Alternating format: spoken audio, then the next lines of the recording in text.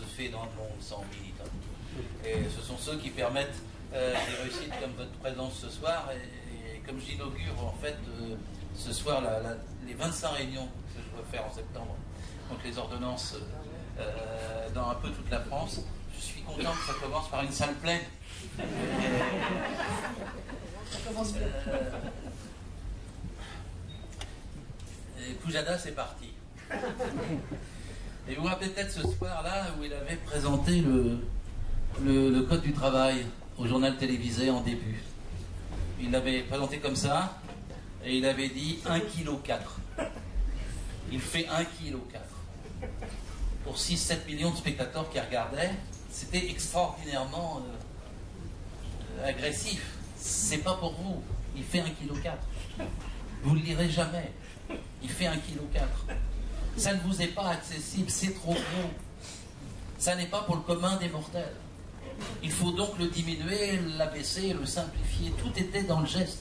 Un début de journal télévisé en présentant le code de cette façon, c'était grossier, mais malheureusement efficace pour des millions de gens qui ne connaissent pas le droit du travail. Le droit du travail, c'est celui qui est le moins enseigné, le plus dénigré, le plus fraudé, le moins connu, le plus intime, le plus vital, le plus essentiel. Tout le monde en aura besoin, un jour ou l'autre. Même sans ouvrir toutes les pages, mais au moins le chapitre qui le concerne quand il a un problème dans son travail, dans sa branche, dans son métier, dans son entreprise. Quand je dis que c'est un droit intime, tout le monde a besoin à un moment donné de dire « je dois être respecté dans ma fonction de salarié ». Et la dignité est dans le droit du travail. Le Code du travail, c'est un indice du degré de développement d'une civilisation. Ce n'est pas un empêcheur de tourner en rond, un texte qui pèse trop lourd, qui est trop compliqué, dont on n'a pas besoin, qu'on devrait simplifier en permanence et dont on devrait finalement se débarrasser. D'abord, il ne fait pas 1,4 kg. Vous vous rappelez Bayrou qui l'avait pris, il avait balancé dans des paroles et des actes, il avait dit 3900 pages avec ça on a du chômage en France. Puis après, il avait sorti le petit opuscule, il avait dit voilà le code du travail suisse. Regardez, il est tout petit, c'est pour ça qu'il n'y a pas de chômage en Suisse. Le gars, tranquillement, il prenait tout le monde pour des gogos. D'abord parce que c'est pas 3900 pages, le code du travail, c'est 675 pages de loi et 3300 pages de commentaires, parce qu'il faut répondre ça, dans lequel il y a la jurisprudence, les arrêtés, les décrets, les glossaires, les sommaires. Et évidemment, comme dans tous les codes, ça prend plus de place que les lois elles-mêmes. 675 pages de loi, c'est 250 grammes, je crois. Et quant au truc suisse, il n'y a pas de code du travail en Suisse. C'était un opuscule pour la paix au travail entre les cantons signé après-guerre. Et après, dans chaque canton, il y a du droit civil. Mais le droit civil est beaucoup plus important en volume que le droit du travail que nous pouvons avoir sous forme de loi. C'est comme aux États-Unis, vous n'avez pas de code du travail, vous avez du droit civil. Mais les nombres de pages consacrées au droit civil au travail aux États-Unis, c'est 36 000 pages. Vous imaginez Bayrou sortir les 36 000 pages, donc c'est à cause de ça que. Et quand on rajoute les conventions collectives, quand j'étais inspecteur du travail, merci Guillaume, je l'ai été pendant 30 ans, il fallait, mon code du travail, au moins il tenait sur la table, mais les conventions collectives, il fallait 8 armoires pour les tenir. Et donc c'était autre chose du point de vue de la densité, de la complexité et du nombre de volumes. Donc agresser sur la forme, sur le contenu, un code qui après tout, tous les codes, pourquoi ils ne sont pas attaqués au code des impôts, au code de l'agriculture, au code des affaires maritimes, au code civil, au code pénal. Nous allons avoir 27 codes, je crois, qui sont tous plus gros que le code du travail. Et si on va en finir sur ce chapitre, le code du travail allemand, il fait 1,7 kg. Donc il y a quelques raisons de ne pas s'inquiéter sur la forme. Par contre, il y a raison de s'inquiéter sur le fond. Parce que le droit du travail, c'est pas le droit des entreprises. Il a été construit contre les entreprises. Il a été construit pour faire respecter le droit des femmes et des hommes qui travaillent dans les entreprises. L'origine du Code du travail, en France, c'est la catastrophe de Courir. Enfin, pour remonter au docteur Villermé, il ne faut jamais l'oublier, on est en 1840, le docteur Villermé fait une enquête sur les conditions physiques et morales des femmes, des enfants et des hommes qui travaillent dans les fabriques, comme on disait. Il les voit travailler 15 heures, 16 heures, 17 heures par jour, les femmes et les enfants mourir au travail, et il dit il faut travailler moins. Et l'histoire du Code du travail, en 170 ans, c'est l'histoire de la réduction du temps de travail et de la protection de la santé et de la vie humaine au travail. Il va falloir 80 ans pour passer du docteur Villermé, 1840, à la journée de 10 heures, qui rentre dans les textes en 1920. Mais le Code du travail lui-même, il est constitué comme un droit séparé après la catastrophe de Courrières en 1906. Je le cite toujours et je le redis. C'était la catastrophe de Courrières, Pas-de-Calais. 1099 morts avec un seul coup de grisou. La veille, un agent de sécurité avait dit il y a un incendie dans une des galeries, il ne faut pas aller bosser demain. Il le dit au patron. Le patron dit vous allez bosser quand même. 1099 morts. Et le lendemain, le patron dit il faut reprendre le boulot. Parce qu'il refuse de rechercher les survivants. C'est le 10 mars 1906. Mais le 30 mars 1906, il y a 14 survivants qui, par leurs propres moyens, ressortent des galeries. 13, puis un autre. 14. Alors à l'époque, il n'y a pas BFM Télé, il n'y a pas CNews. Mais toute la France est au courant. Ça fait une telle émotion que la réponse du gouvernement à l'époque, et c'était Clémenceau, c'est de construire un ministère du Travail pour qu'il échappe au ministère de l'Économie. Pour que ça ne se passe plus jamais. Pour qu'au nom de la productivité des mines, puisque le patron il avait dit ah si on ne travaille pas dès maintenant, le charbon polonais va arriver. Et si on ne travaille pas dès maintenant, j'ai plus d'argent, je ferme la mine. Et au nom de ça, il avait remis tout le monde au boulot sans même prendre une précaution de sécurité préventive après les 1099 morts. Et pour dire plus jamais ça, on a construit un code du travail qui a été écrit pour la première fois en 1910, décembre 1910, et qui comportait 3 lois et 80 décrets. Il était tout petit là. Et s'il a grossi, c'est parce que c'est un siècle après. Et à l'époque, il y avait 3 millions de salariés. Aujourd'hui, dans le privé, il y en a 18 millions. Et les métiers se sont complexifiés. Dans un hôpital, aujourd'hui, vous avez 271 métiers. Évidemment qu'il fallait que le code grossisse. Il n'est pas assez gros. Je vais vous le dire. En Allemagne, par exemple, on interdit que les intérimaires travaillent dans le bâtiment, parce que c'est trop dangereux. Je vous propose de rajouter ça dans le code. En Allemagne, ils disent que c'est à partir de 5 que vous avez des délégués du personnel et des comités d'entreprise. Je vous propose de rajouter ça dans le code. En Allemagne, ils disent que quand il y a des canicules, à 35 degrés, on arrête de travailler parce que le corps humain ne peut plus le supporter. Je vous propose de rajouter ça dans le code. Puis j'ai plein d'autres choses à rajouter dans le code, parce qu'il n'est pas encore assez gros au bout d'un siècle. Et pourtant, il s'est bâti dans la résistance, dans les grèves, dans les mouvements sociaux. C'est un texte fait de chair et de sang, de sueur et de larmes. C'est le texte qui reflète les rapports de force sociaux existants. Si vous avez un bon code du travail, vous avez une chance d'avoir un bon salaire. Vous avez un mauvais code du travail, vous avez une chance d'avoir un moins bon salaire et un moins bon emploi. Qu'est-ce que c'est un salarié? Celui qui n'a que sa force de travail à vendre. C'est vous. Vous avez tous ce point commun supérieur à tous les autres. Vous ne pouvez vivre que de la vente de votre force de travail. Vous la vendez comme vous pouvez, le mieux possible, le plus cher possible, dans les meilleures conditions possibles. Et en face, il y a des gens qui l'achètent. Et ceux qui achètent votre force de travail, ce n'est pas les mêmes que vous. Ils n'ont pas les mêmes intérêts. Ils ont intérêt à la payer le moins cher possible. Et à vous faire travailler le plus vite possible. Ce n'est pas pareil, l'employeur et l'employé dans une entreprise. Il n'y a pas d'égalité. Il n'y a pas de symétrie entre les deux. Ou plutôt, il y en a une. C'est le partage du prix du travail. Et ce partage, il est réglé, codifié par le code, par la loi et par les conventions qui s'intègrent derrière les lois. Et c'est... vous avez beaucoup de conventions, beaucoup de lois, beaucoup de précisions. Vous serez en capacité de défendre votre salaire. Si vous n'en avez pas beaucoup, si vous n'avez pas les moyens de pouvoir résister à la pression, alors vous ne serez pas en capacité de défendre votre salaire. C'est à ça que ça sert, le code du travail. C'est pas fait pour flatter, plaire aux entreprises. C'est fait pour défendre les femmes et les hommes qui sont dans les entreprises. C'est pas fluctuant, parce que le corps humain n'est pas fluctuant. Le droit du travail pour les humains qui travaillent, c'est le même dans une petite, dans une moyenne, dans une grande entreprise, et quelle que soit la branche. Ça n'est pas un droit boutique par boutique. Parce que sinon, on n'aurait jamais bâti l'Organisation internationale du travail, OIT. L'Organisation internationale du travail, c'est pour qu'il y ait un droit universel, planétaire. Parce qu'il n'est pas lié aux entreprises, il est lié aux humains que nous sommes. Et si on nous dit, parce que c'était François Hollande qui avait fait ça il y a 2 ans, septembre 2015, nous allons adapter le droit du travail aux besoins des entreprises.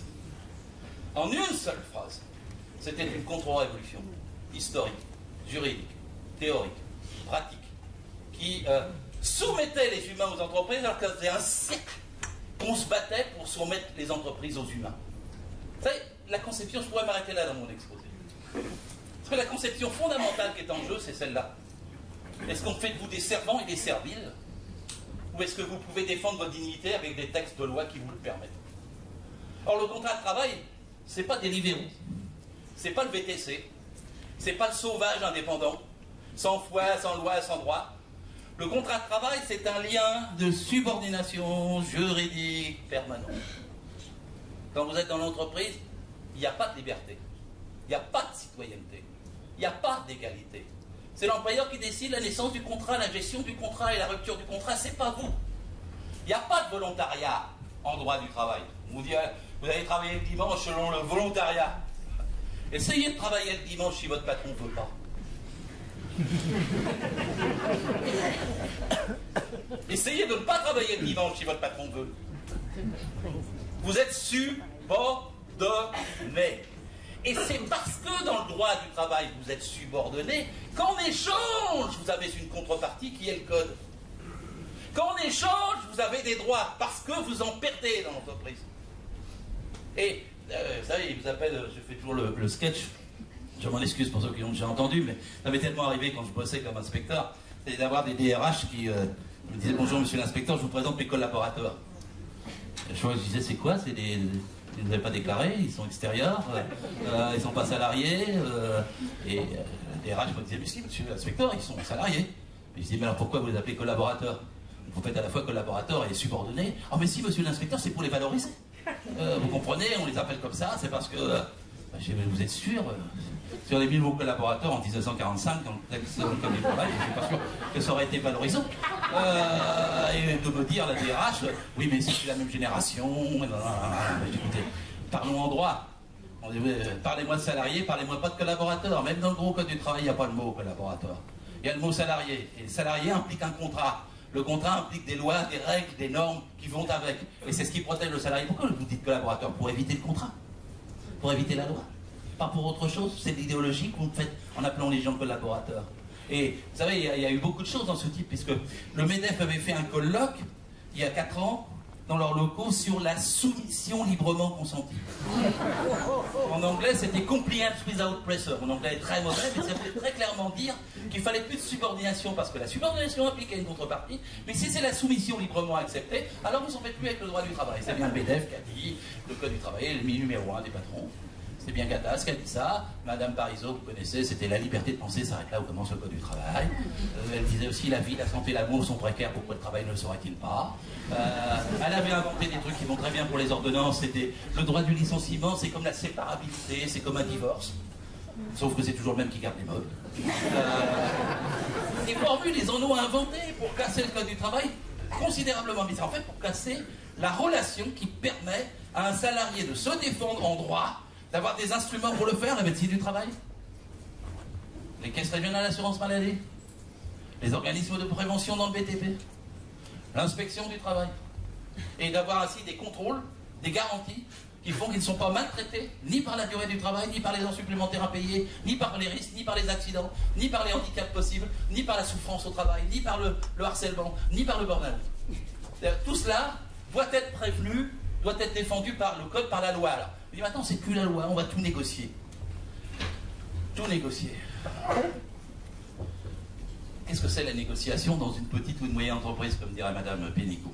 Je vais vous raconter l'interprétation de la loi El Khomri. Dans 3 entreprises de mon secteur, qui était le 3e arrondissement de Paris à la fin, 3 entreprises de l'habillement, très proches, une rue Saint-Martin, pour ceux qui connaissent le 3e arrondissement de Paris, une rue Mellet et une rue Notre-Dame de Nazareth. Dans la rue Saint-Martin, c'est facile, je la connais bien. C'est une entreprise où ils sont sur les machines, les femmes, ils sont 4 rangées de 10. La contremaîtresse est sur une estrade, comme je suis. Elles n'ont pas le droit de parler, pour lever le doigt pour aller faire pipi. Et la contremaîtresse surveille toute la journée. On est au 21e siècle, hein. On n'est pas au 19e, là. On n'est pas le docteur Villermé, hein. Et dans cette entreprise-là, il n'y a pas de délégué du personnel. Parce que quand j'ai voulu, comme inspecteur, demander des élections, le patron a dit si on a une qui se présente, je la vire. Et il a mis quand même des affiches, parce qu'il a dit c'est pour ce connard d'inspecteur du travail, je suis obligé de les organiser, mais je ferai un constat de carence. Il avait décidé d'avance qu'il n'y en aurait pas. Et là, pour appliquer la loi El Khomri, le patron, c'est simple, il est monté sur l'estrade. Il a dit bonjour, nous allons passer les heures supplémentaires de 25% à 10%. Il y a quelqu'un qui est contre? Il n'y en a pas une qui bouge. Pas une. Elles ont baissé le nez, elles ont besoin des heures sup, elles n'arrivent pas à s'en sortir de 100. Elles ont calculé dans leur tête combien il fallait en faire à 10%. Pour essayer de ne pas perdre sur celle qu'elle faisait à 25%. Et le patron, il a pris un bout de papier, Il est allé à la direct au travail. Il a dit, nous avons négocié dans les entreprises.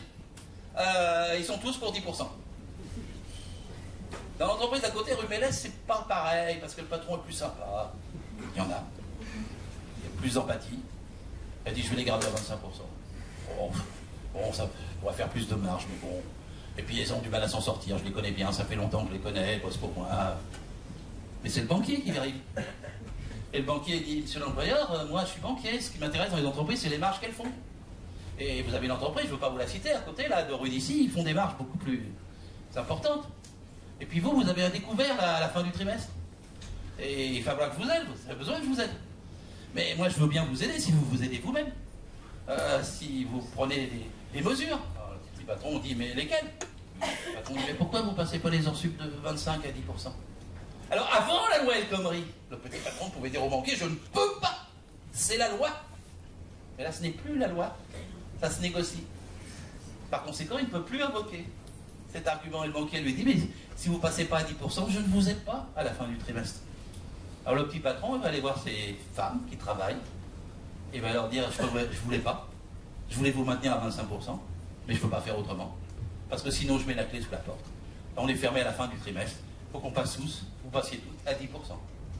Et ils vont passer à 10%. Et la troisième boîte, c'est une rue Notre-Dame de Nazareth.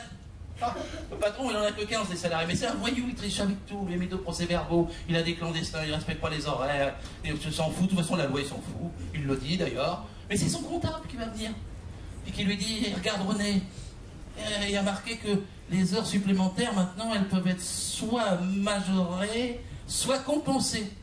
Compenser, qu'est-ce que ça veut dire? Ils fabriquent des blousons dans l'entreprise. Compenser, compenser. Et si on leur donnait 2 blousons à la fin du mois? Ils vont donner 2 blousons à la fin du mois pour compenser les heures supplémentaires qu'ils ne payent plus. Et je viens de vous expliquer comment à 3 entreprises d'intervalle le dumping social s'applique et comment ils vont arriver à baisser le salaire, les heures supplémentaires, entreprise par entreprise, dès lors que ce n'est plus la loi, ni la branche qui fixe les taux des salaires. Alors et maintenant, Mme Pénicaud, elle a inventé que la branche non plus n'allait plus fixer les primes, la prime de nuit, les primes du dimanche, le 13e mois, le 14e mois quand il y en a, les primes de salubrité, les primes de panier, les primes d'ancienneté, il y en a encore. Maintenant, c'est l'entreprise. Eh ben, c'est pareil pour chaque prime. Ah, on avait une prime d'ancienneté, dira le petit patron de la rue Mellet, mais là, je ne peux plus la payer maintenant. Mais le banquier ne veut pas. Ben, on avait une prime du dimanche, mais Conforama dira ah oui, c'est vrai, je vous ai dit qu'on allait doubler le prix du dimanche. Mais ça, c'était avant. Parce qu'avant, mais c'est pas dans la loi. Vous rappelez-vous, c'était soumis à négociation. Et puis maintenant, il n'y a plus assez de clients, ils ne viennent pas le dimanche. Qu'est-ce que vous voulez qu'ils fassent? Alors je ne vous paye plus le dimanche double, parce que je ne suis pas obligé, et je n'ai pas moyen de faire autrement. Et on va, si on est moins de 50, passer un accord, négocier, pour que le dimanche ne soit plus doublé. Et qu'est-ce qui va se passer dans ces cas-là? Dans les moins de 50? Alors les moins de 50, c'est extraordinaire. Ils ont osé nous dire que les ordonnances, c'est scélérates ordonnances. Ces maudites ordonnances. Des ordonnances agressives, méprisantes, humiliantes pour des millions de salariés. Ils ont osé dire que dans les moins de 50, maintenant, il n'y aurait même plus de délégués du personnel. Avant, ça commençait à 11. Alors je vous mets un peu dans la tête. Il y a en France 1 million d'entreprises de moins de 11, avec 4 200 000 personnes. Il y a 200 000 entreprises entre 11 et 1000. Et il y a une majorité écrasante d'entreprises de moins de 50. 97%. Il n'y a que 3% d'entreprises de plus de 50. Et dans les moins de 50, il y a la moitié des salariés. 50%. Dans les moins de 50, maintenant, il n'y aura plus les délégués qui pouvaient commencer à 11. C'est fini. Jusqu'à 20, le patron choisira son délégué. Ah, mais j'en ai connu, moi. Le gars, il se payait 5 000, il avait 4 boutiques, il vendait des valises autour de la place de la République. Il avait nommé sa maîtresse, dans un autre cas, son fils, comme délégué pour négocier de façon mandatée les 35 heures à l'époque. Et il était forcément contre les 35 heures. Le patron désignera son délégué. Déjà, quand il y avait des mandatés, c'était délicat. Hein, parce que souvent, c'était le comptable qui était mandaté. Il allait voir la CFTC, il faisait signer un petit bout de papier, il avait son mandat, et après, il signait avec le patron pour l'accord d'entreprise. Là, dans les moins de 20, ça va être exactement comme ça. Alors, il y aura un élu après 20. Non plus après 11, après 20. mais qui ne sera ni mandaté ni syndiqué. Là encore, ce sera désigné. Il m'est arrivé de rentrer dans une entreprise, moi, il y avait combien? 45 salariés, et puis j'étais un peu provocateur comme inspecteur du travail. Parfois, je disais bonjour, je voudrais voir le salarié mandaté. La personne qui était à l'entrée, de quoi vous parlez, monsieur? Mandaté. Mais qu'est-ce que vous voulez dire? Il est mandaté par un syndicat, mais il n'y a pas de syndicat chez nous. Oui, mais il y en a un quand même, parce que là, alors allez voir dans le bureau là-bas, puis j'allais dans l'autre bureau, puis j'allais dans l'autre bureau. Je finissais dans le bureau du comptable et je disais, où il est, je n'arrive pas à trouver le délégué mandaté. Eh bien, mais je ne sais pas. Ben, je dis, c'est monsieur Mantel. Il me dit, mais c'est moi. Alors je dis, mais oui, c'est vous. Bah écoutez, alors vous avez signé un mandat pour négocier dans Ah, c'est ce que le patron m'a fait signer l'autre jour, je m'en rappelais plus. Mais oui, je me rappelle, je suis allé rue, machin, là. C'était avec la CFTC. Oui, monsieur, c'était avec la CFTC, oui. Ah ben voilà, c'est ça, oui, c'était lui le mandaté. Alors vous imaginez, quand il n'y a plus de mandaté, il n'y aura même plus souvenance d'avoir vu un syndicat. Le patron, entre 20 et 50, lui dira, voilà, on signe un accord d'entreprise, et la prime du dimanche a sauté. Et la prime d'ancienneté saute. Et la majoration des heures sup passe de 25 à 10. Etc. C'est-à-dire que là, vous avez un champ, 8 millions de salariés, mais écoutez bien. Alors que la Constitution française dit, je cite par cœur, les salariés s'expriment par l'intermédiaire de leurs délégués et participent ainsi à la gestion des entreprises. Et voilà maintenant 50% des salariés privés de droit constitutionnel. Sans syndiqués, sans mandat, sans possibilité de résister, l'employeur décidera au niveau de l'entreprise, boutique par boutique, du salaire, et ça ne sera plus la branche qu'il fera pour cela. C'est pas mal comme premier choix. Et quand il vous dit qu'on fait ça pour les TPE, ah oui, pour les petits patrons des TPE, pas du tout pour les salariés des TPE. Alors vous me direz, mais les patrons des TPE, ils ont du mal. C'est vrai, ils souffrent. Ils souffrent. Ils travaillent aussi 12 heures, 14 heures par jour, et ils se font surexploiter eux-mêmes, par eux-mêmes. Mais pourquoi? Parce que dans notre pays, 80% des PME, PMI, ETI, et évidemment des plus petites en dessous, sont sous-traitantes. Elles ne sont pas indépendantes. Et la moitié des entreprises de ce type n'ont qu'un seul donneur d'ordre qui décide de fermer ou pas la maison quand il veut. La France est dominée par 1000 entreprises. Si ce chiffre-là pouvait être connu et entendu, on saurait de quoi on parle quand on parle d'entreprise. Parce que Valls avait l'habitude de crier « Vive l'entreprise ». C'est comme crier « Vive les poissons ». Vous avez des requins et vous avez des sardines. Et les 1000 entreprises, c'est les requins. Parce que les 1000 entreprises, elles font 50% du produit intérieur brut. 50%. Et les autres, les 1 200 000, ils font le reste. Par sous-traitance, par capillarité. Si vous enlevez des droits aux salariés de la petite, puis de la moyenne, et de l'entreprise de taille intermédiaire, vous permettez à la grosse de pomper, de siphonner. Quand elle passe le marché suivant, elle dit « Ah mais, t'as reçu tes lettres de l'État, le CICE, ah mais maintenant tu peux passer, comme le banquier, tu peux passer à les heures sup à 10%, ah mais maintenant pourquoi tu payes encore la prime d'ancienneté? Eh bien tu te débrouilles, disent-ils au patron sous-traitant, parce que moi je ne paye la passation de marché que à ce prix-là. » Et donc en vérité, c'est même pas le poterie et le moyen patron qui vont en profiter, c'est ceux d'en haut. La théorie de Macron, c'est qu'on donne de l'argent en haut, puis ça ruisselle. Ça ruisselle jamais.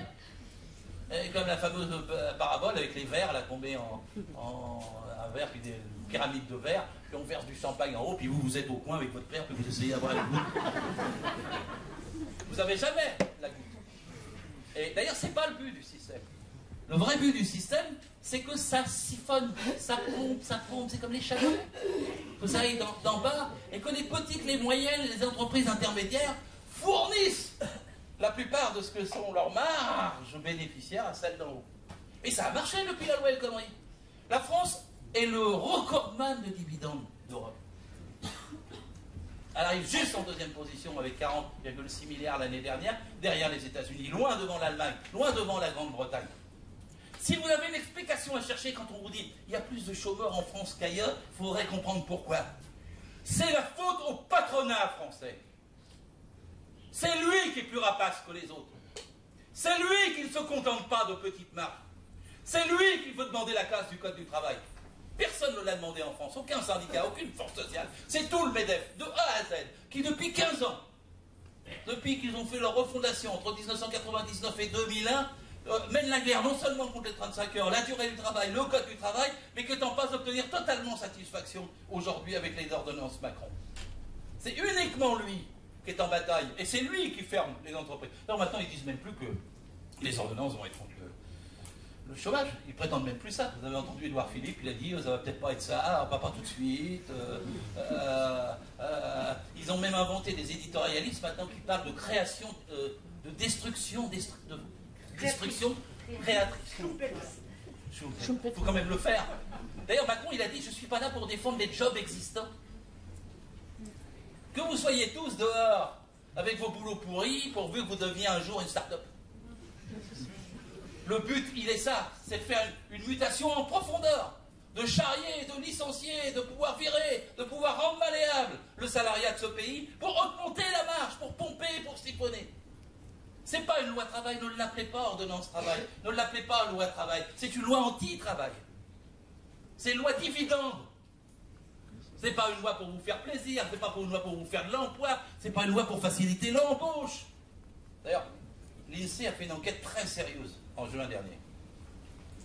Une enquête auprès de 10 000 employeurs. Une grosse enquête. Est-ce que vous pensez que le Code du travail gêne l'emploi?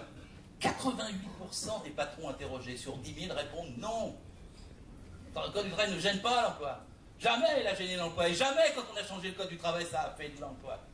Je dirais même moi le contraire. Parce que si vous avez un code fort, un contrôle fort, des institutions représentatives du personnel, une inspection du travail forte, ça fera plus d'emplois. Je me rappelle encore ce contrôle de... La boîte s'appelait Métro Clair. C'est une boîte de nettoyage. J'étais dans le 2e arrondissement à cette époque-là, et la boîte, les salariés travaillaient à Nanterre le matin à 6h et à Montreuil le soir à 20h. Et moi, je ne pouvais pas les contrôler, j'avais droit juridiquement qu'à mon secteur. Il n'y a pas de délégué. Les 2 gars, quand même pas, s'ils disent, monsieur l'inspecteur, on fait 250 heures par mois, ils ne nous les paient pas. Puis comment? Comment vous voulez que je le vérifie? Parce qu'un inspecteur du travail n'est pas un agent de police judiciaire, c'est un agent de constat. Il faut qu'il constate. Comment vous voulez que je fasse ça? Il me dit, j'ai un moyen. Et, la secrétaire du patron dans le bureau, elle tient un relevé réel de nos horaires. Alors si vous pouviez mettre la main dessus, alors, je dis, comment je peux faire? Il dit, quand vous êtes dans le bureau du patron, vous êtes assis en face, c'est le tiroir à droite de la secrétaire. Et évidemment, quand j'arrive, je dis bonjour monsieur l'inspecteur, et je lui dis, je pose des questions, le registre du personnel, enfin tout ce qu'il faut faire. Et puis je lui dis, mais les horaires, vous avez des heures supplémentaires? Il me dit non, je n'ai pas d'heures supplémentaires.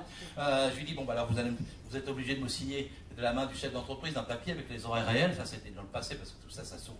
Mais il avait une obligation, et puis quand il a signé le papier, je prends quand même mon souffle, et puis je me lève, à sa grande surprise, je me dirige sur le bureau d'à côté, je tremble un peu parce que je ne suis pas sûr de mon coup, j'ouvre le tiroir et je trouve le registre. C'était le bon registre, c'était bien ça. Il me dit, qu'est-ce que vous faites? Je dis, vous voyez bien, c'est bien le registre des horaires. Qu'est-ce que vous a dit? Comment? Il passe par toutes les couleurs. Je dis, vous m'avez fait obstacle, vous m'avez menti. C'est un délit de ne pas payer les heures supplémentaires. Vous avez combien? 145 salariés? Il y a autant d'infractions multipliées par le nombre de salariés et d'infractions constatées. Le cas, le tiroir casse. Et alors, il me dit, faites pas de procès verbal. Je dis, comment je vais pas le faire?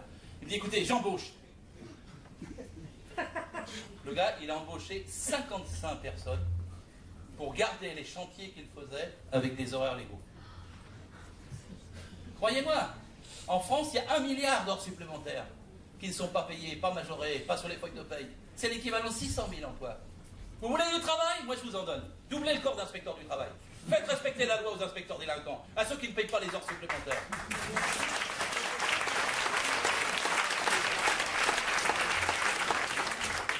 La loi, c'est bon. La loi, c'est protecteur.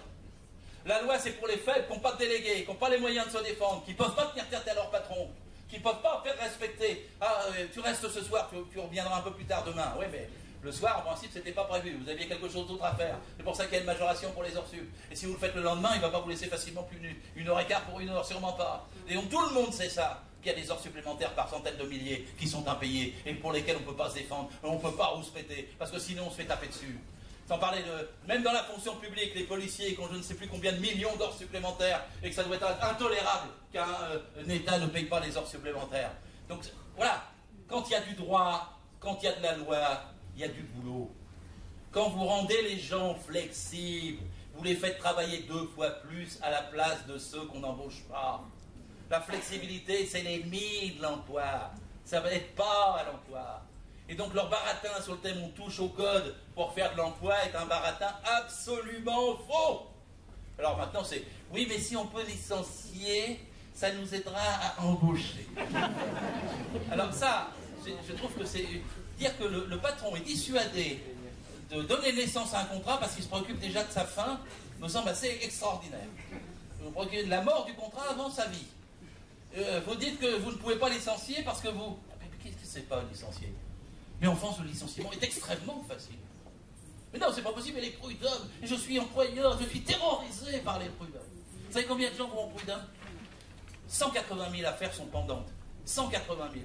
Pour 18 millions de salariés. 1% des salariés vont au prud'homme. Moi, je vous dis, quand j'ai contrôlé les entreprises pendant 30 ans, il devrait y avoir 3, 4, 5% des salariés qui aillent au prud'homme. C'est parce qu'ils ne savent pas. C'est parce qu'ils n'ont pas les moyens. C'est parce qu'ils ne peuvent pas se défendre. Mais ils sont quand même spoliés. Parce qu'on ne leur a pas payé les heures supplémentaires pendant 3 ans, 4 ans, 5 ans. Et vous savez, il y a encore 5 ans, on pouvait réclamer ces heures supplémentaires 5 ans en arrière. Avec El Khomri, c'est devenu 2 ans en arrière. Ils vont bientôt nous ramener ça à 1 an en arrière. C'est-à-dire que vous ne pouvez plus défendre vos droits avec recul. De la même façon pour vous plaindre au prud'homme. Avant, vous aviez un délai qui n'était pas fixe. C'était 2 ans. Maintenant, c'est seulement 1 an. Mais le temps que les gens se renseignent, qu'est-ce que c'est les prud'hommes? Moi, je leur disais dans mon bureau avec permanence, monsieur, cette affaire ou madame ne relève pas de l'inspection. Moi, je vais voir avec l'employeur pour le sanctionner parce qu'il est en fraude. Mais vous, si vous voulez récupérer vos droits, il faut aller au prud'homme. Vous voyez le blanc des yeux, prud'homme. C'est déjà un mot que des millions de gens ne connaissent pas. Des millions de gens. Et alors, qu'est-ce qu'il faut? C'est où? C'est quelle adresse? Il faut un avocat? J'ai pas les sous pour l'avocat. Non, vous pouvez y aller tout seul. C'est une procédure orale gratuite. C'était avant, ça. Maintenant, ce n'est plus possible. Il faut saisir par écrit. Il faut dire, voilà. Et ils ont inventé, là, dans la loi, les ordonnances anti-travail, Macron, ils ont inventé le droit à l'erreur de l'employeur. Il a le droit de se tromper dans la lettre de licenciement qu'il fait, dites donc. Et vous votez votre dossier parce que vous dites qu'il m'a licencié abusivement. Vous arrivez au prud'homme et vous dites, voilà, et le patron dit, non, c'est mon droit à l'erreur. C'était pas le vrai motif. Je vous donne le vrai motif maintenant. Toute notre procédure s'écoule. C'est-à-dire qu'en même temps, la protection face au licenciement qui est cadrée par la Convention 158 de l'Organisation internationale. Oui, il y a des conventions internationales. Oui, dans tous les pays, il y a un droit commun. Et la Convention 158, elle dit 5 choses. C'est que quand on est licencié, on doit être informé par écrit. La deuxième chose, c'est que ça doit être motivé. La troisième chose, c'est que vous devez avoir la possibilité de faire un recours dans l'entreprise. Et un recours ensuite, si vous êtes licencié hors l'entreprise. Et ensuite, être réparé. Et normalement, la réparation, c'est en droit une procédure intégrale de tous les dols que vous avez subis. Si vous avez 54 ans, 55 ans, et que vous êtes viré d'entreprise, et que vous n'avez pas retrouvé de boulot, que vous allez avoir une retraite médiocre pour le reste de votre vie, il faut bien que l'indemnité soit à la hauteur du dol que vous subissez. Ben non, maintenant, il y a un plafond. On vous met un plafond. La droite, avant, mettait un plancher pour les délinquants, pour pas que les juges soient indulgents. Là, maintenant, ils mettent un plafond pour que les patrons ne soient pas trop frappés. Et que les juges ne puissent pas les sanctionner comme il faut. Alors, les prud'hommes sont affaiblis, il n'y a plus les élections prud'hommes, ça c'était Hollande, Sapin et compagnie. Et puis après, vous avez maintenant le fait que vous devez être forcément appuyé avec un délégué syndical qui vous aide, mais il n'y en a pas assez. Et après, c'est l'avocat, mais c'est coûteux. Ça n'est plus la procédure gratuite, les prud'hommes sont complètement dégradés. Et le nombre d'affaires pendantes baisse, il a baissé depuis la loi El Khomri, où les délais ont été réduits. Alors à part ça, vous avez aussi la branche. La branche, elle va pouvoir maintenant ne plus s'occuper des rémunérations et des primes, mais elle va pouvoir s'occuper d'un CDD sans D. Un contrat à durée déterminée sans durée déterminée. C'est le contrat de chantier, de mission, de tâche. Je vous embauche pour une tâche. Quand elle est finie, vous partez. C'est le patron qui décide. Il n'y a pas d'indemnité de précarité d'emploi. Il n'y a pas de licenciement. La tâche est finie. Alors là, c'est le pire, parce que c'est la fin du CDI et du CDD. Vous ne savez pas quand est-ce et jusqu'à quand vous travaillez. Si vous voulez ralentir le travail, le patron va dire, tu ne te presses pas, hop, dégage. Et si vous voulez aller plus vite, vous sabotez vous-même votre propre salaire, parce que vous allez partir plus tôt. Et c'est le retour aux salariés Deliveroo, VTC. Deliveroo, l'autre jour, j'étais dans une pizza comme tout le monde sur un trottoir de Paris à la terrasse, et je voyais les Deliveroo arriver, 5, 6, 7, 8. Le gars qui fabriquait la pizza à l'intérieur, il nous faisait attendre pour faire passer les Deliveroo avant. Les gens commandaient la pizza, Deliveroo prenait. Ah, vous avez vu le sac, le dos, le mec. J'ai vu un mec de 41 ans, il n'avait pas l'air en très grande forme pour faire ça. J'ai vu un autre môme, il était marrant, mais il avait sa bouteille de bière à la main et puis son écouteur dans les oreilles. Le risque en vélo dans Paris n'était pas rien. Et puis l'obligation, c'était d'aller vite. Parce qu'il devait apporter la pizza avant l'heure qui avait été donnée à la commande par la plateforme de Deliveroo. S'il arrivait 1 minute après, le client n'était pas obligé de payer. Vous imaginez les conséquences du point de vue du travail? C'est quoi? Alors, il faut que je raconte là, à ce stade, un film que je vous recommande toujours de voir qui s'appelle Quemada. Q-E-I-M-A-D-A. C'est un film avec Marlon Brando. Il date de 1971, c'est pas jeune, mais c'est sur la lutte des esclaves à Haïti. Les esclaves se soulèvent, les propriétaires terriens les flinguent, les esclaves se soulèvent, les propriétaires terriens les flinguent. Et à la fin, il y a une assemblée quand même des propriétaires terriens parce qu'ils commencent à avoir peur et ils vont perdre.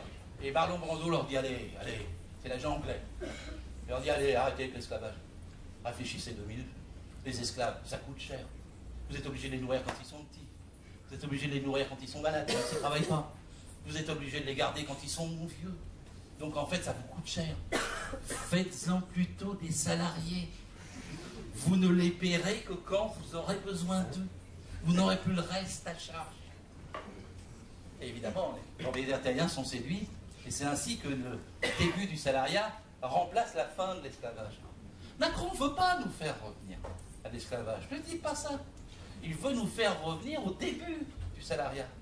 C'est-à-dire les tâcherons, les journaliers, les VTC, les Deliveroo, payés à la tâche et plus à l'heure. Parce que 170 ans, nous avons gagné sur notre bulletin de paye à la fois le salaire net et le salaire brut. Le salaire net en bas de notre feuille de paye, il nous permet de vivre tous les mois. Le salaire brut, il nous permet de vivre toute la vie.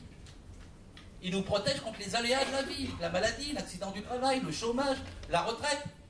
Et ça va directement, c'est un lien entre les salariés. Bon, par exemple, la retraite, vous travaillez, moi je suis retraité, je vous aime. Parce que chaque mois, vous versez une petite part qui va pour payer les retraites en temps réel. Ça ne passe pas par les caisses d'épargne, ça ne passe pas par les fonds de pension. C'est directement entre salariés. Ce sont les caisses, les protections sociales. Et ben voilà ce que va faire sauter Macron en mois de janvier prochain. Le salaire brut.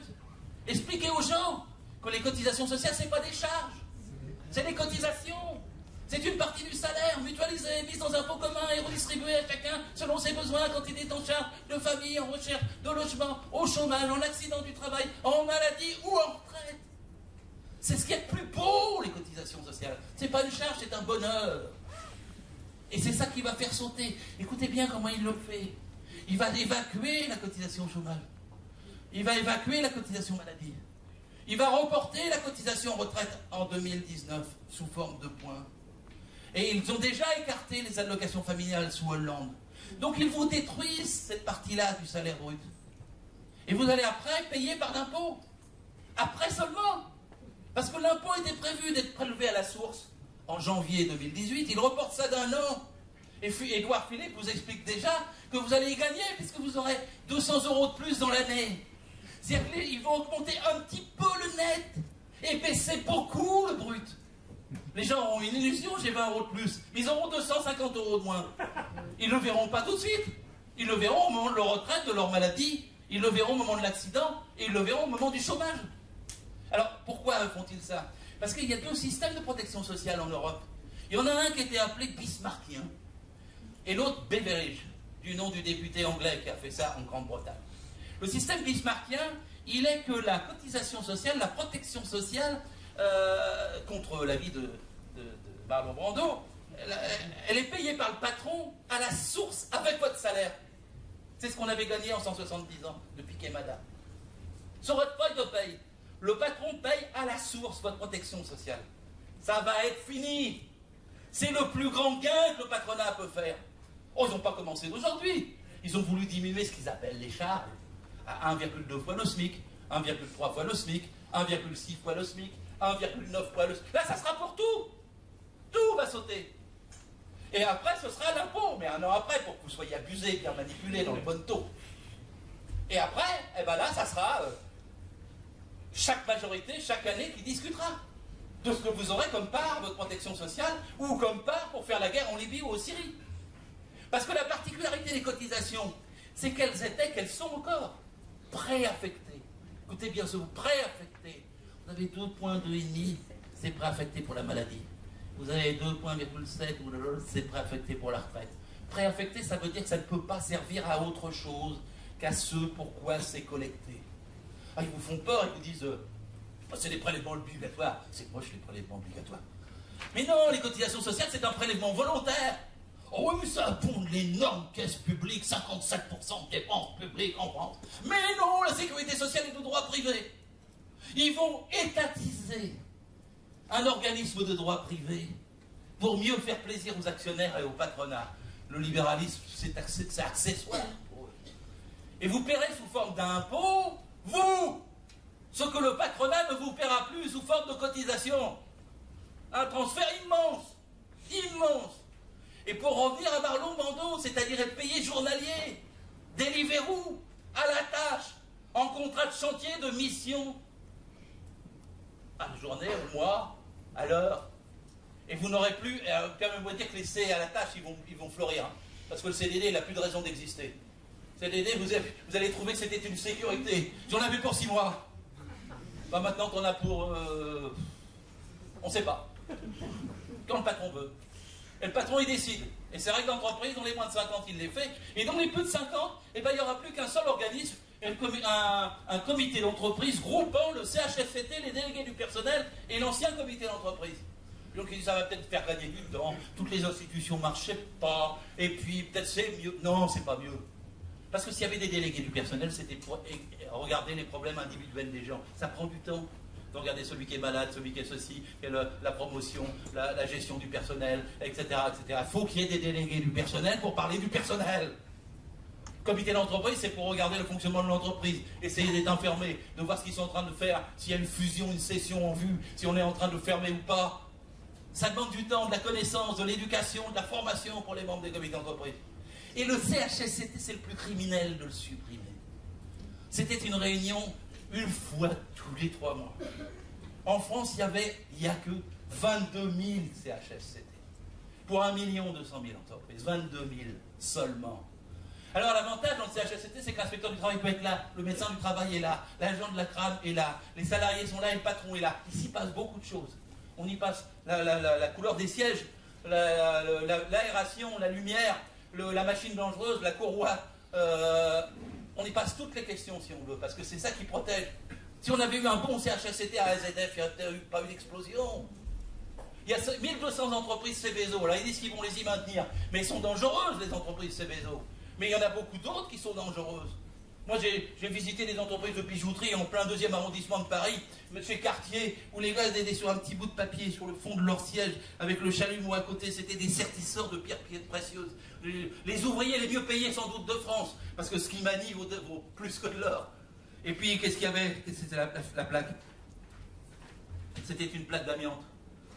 Ça faisait 20 ans qu'ils travaillaient sur la plaque d'amiante. On pouvait mettre autre chose que ça. Et pour ça, on l'a découvert que c'était de l'amiante. Il fallait que quelqu'un qui passe avec un œil attentif. Il fallait une visite d'entreprise pour qu'on dise, voilà, attends, qu'est-ce que c'est ça? C'est de l'amiante. Vous l'avez acheté quand? Vous la changez tout de suite, vous arrêtez. Parce qu'on a quand même 100 000 morts de l'amiante dans ce pays. 3 000 par an, en 30 ans. Et vous avez encore des cas comme ça.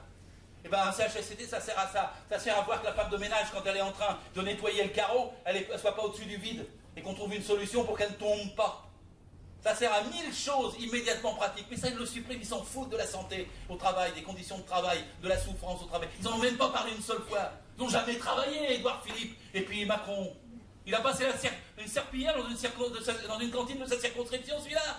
Jamais, sinon il serait préoccupé du code du travail. Il aurait cherché un balai qui fait pas mal au dos. Et des chaussures qui dérapent pas. Et la suppression des CHSCT est criminelle. Et passer tout ça en disant, mais ils vont quand même avoir leur vertu. Ils vont le faire dans une seule réunion. Mais non. La sécurité et l'hygiène, ça arrivera à 5 h du soir, en dernier point de l'ordre du jour. Quand les gens regarderont leur montre en disant, ça y est, la réunion est terminée, je rentre chez moi. C'est pour ça qu'on avait fait les CHS à part. C'est pour que la question soit vraiment traitée. Parce que quand elle est dans une réunion commune, elle sautait toujours. Elle passait toujours à l'as. Et donc voilà le grand recul qui se passe dans les entreprises de plus de 50. Et pourtant, c'est elles qui vont bénéficier du pompage et de l'argent qui va être pris sur les petites, où il n'y aura plus de règles du tout. Est-ce que je vous en dis suffisamment sur le licenciement ? Non, parce qu'il y a quelque chose. Dans le petit livre qu'on a fait, déjà, on l'a fait, on ne s'est pas trompé. On l'a fait sur tous les points de la loi qui convoquait les ordonnances en juillet.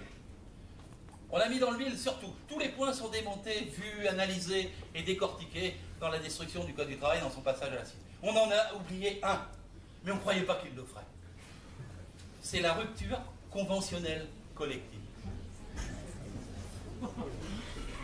Cet être individuel, ça devient collectif. Vous pouvez par paquet de 50 vous faire virer en négociant. Il n'y a plus de plan social, il n'y a plus de protection sur le licenciement, il n'y a plus de formation, vous n'avez plus de garantie, ça ne passera pas par les directions départementales. Le gars il mettra un paquet d'argent sur la table, il dira on en finit aujourd'hui. Combien? Et vous jetez les gens dans la nature de cette façon-là. Il paraît que c'est l'avenir, que le salariat est dépassé. Mais c'est pas vrai. 93% des actifs dans notre pays sont salariés. Il n'y a que 10% d'indépendants. 10% seulement de Deliveroo, de médecins, d'agriculteurs, de commerçants, d'artisans, d'indépendants. Il va supprimer le RSI. C'est la seule mesure que je défends. Je suis pour la suppression du RSI parce que je suis pour que tout le monde soit la sécurité sociale.